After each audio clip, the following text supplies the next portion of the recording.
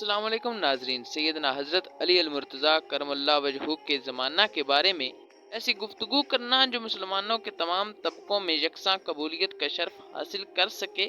نہایت مشکل امر ہے۔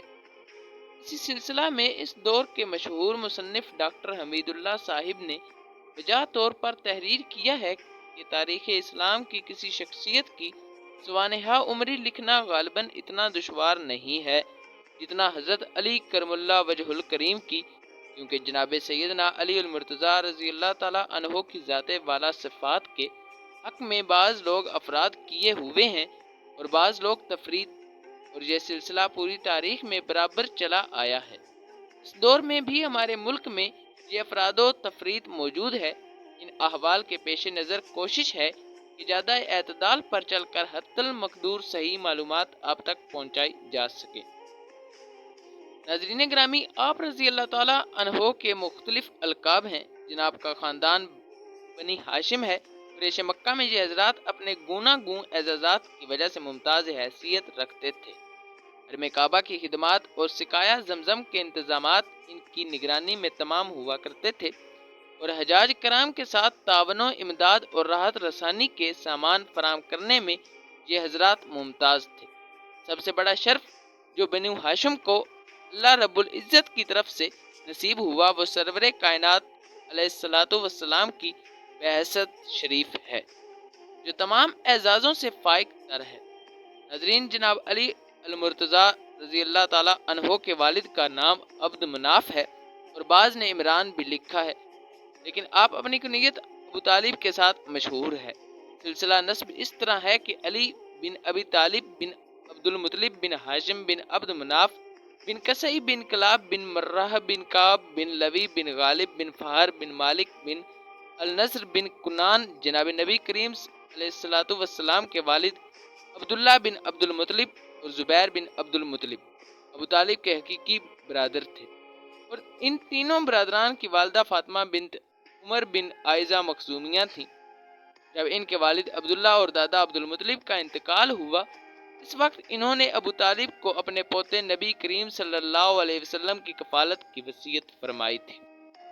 بعض لوگ مسئلہ کفالت نبی صلی اللہ علیہ وسلم میں تجاوز کرتے ہوئے اس بات پر مضر ہیں کہ نبی کریم صلی اللہ علیہ وسلم کے کفیل ابو طالب نہیں تھے بلکہ زبیر بن عبد المطلب تھے۔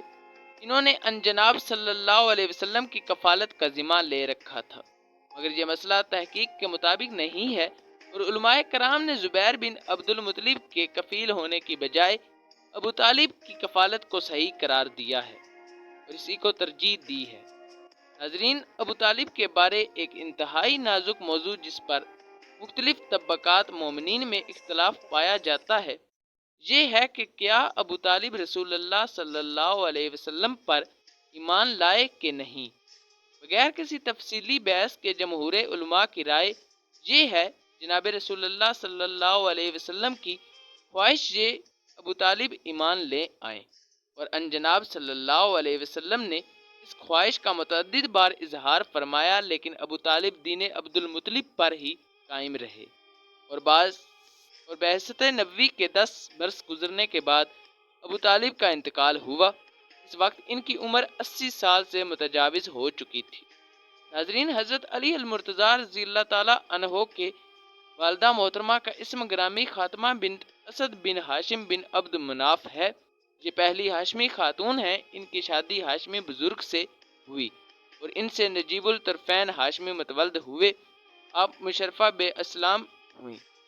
اور ہجرت کا شرف بھی حاصل کیا۔ آپ نے مدینہ طیبہ میں ہی وفات پائی۔ بعض لوگوں کے نزدیک انہوں نے ہجرت نہیں کی اور ان کی وفات ہجرت مدینہ سے قبل ہو گئی تھی، مگر صحیح قول یہ ہے کہ وہ اسلام سے مشرف ہوئیں اور انہوں نے مدینہ طیبہ کی طرف ہی ہجرت کی۔ حضرت علی المرتضیٰ رضی اللہ تعالیٰ عنہ نے ایک دفعہ اپنی والدہ محترمہ کی خدمت میں گزارش کی کہ فاطمہ بنت رسول اللہ صلی اللہ علیہ وسلم کے لیے خانگی امور مثلاً پانی لانا اور گھر سے باہر کے کاموں میں معاونت یہ میں نے اپنے ذمہ لے رکھی ہے، اور اندرونی خانہ کام کاج مثلاً چکی پیسنا، آٹا گوندنا وغیرہ میں وہ آپ کی معاونت کرے، یعنی آپ کے لیے ان امور میں کسی پریشانی کا سامنا نہ ہو۔ جب کچھ مدت کے بعد حضرت فاطمہ بنت اسد رضی اللہ تعالی عنہا نے انتقال فرمایا، اس موقع پر سردار دو جہاں صلی اللہ علیہ وسلم نے ان کے کفن دفن کے انتظامات فرمائے اور اپنی قمیض مبارک کو ان کے کفن میں شامل فرمایا، اور جب قبر تیار ہو گئی تو فرمایا کہ میں پہلی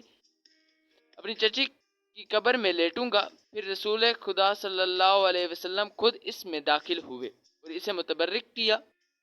اور ان کے لیے دعائے مغفرت فرمائی۔ اس موقع پر جناب رسول اکرم صلی اللہ علیہ وسلم نے بی بی فاطمہ بنت اسد رضی اللہ تعالی عنہا کی عزت افزائی اور قدردانی کا اظہار کرتے ہوئے فرمایا کہ ابو طالب کے بعد یہی مقدس عورت میری نگہداشت اور ضروریات پوری کرتی رہی ہیں۔ ان کی بہت بڑی خدمات ہیں اور میں نے ان کے حق میں اللہ سے کہا ان پر قبر کے شرائط آسان ہوں۔ صاحب تاریخ الخمیس نے لکھا ہے کہ فاطمہ بنت اسد رضی اللہ تعالی عنہا کا انتقال سن 4 ہجری میں مدینہ طیبہ میں ہوا تھا۔ ناظرین، اگر آپ کو یہ ویڈیو پسند آئی ہو، ویڈیو کو لائک کرتے ہوئے چینل کو سبسکرائب کر لیجئے اور کمنٹ سیکشن میں اپنی قیمتی رائے ضرور دیجئے تاکہ آئندہ ایسی اسلامک ویڈیوز لازماً آپ تک پہنچ سکیں۔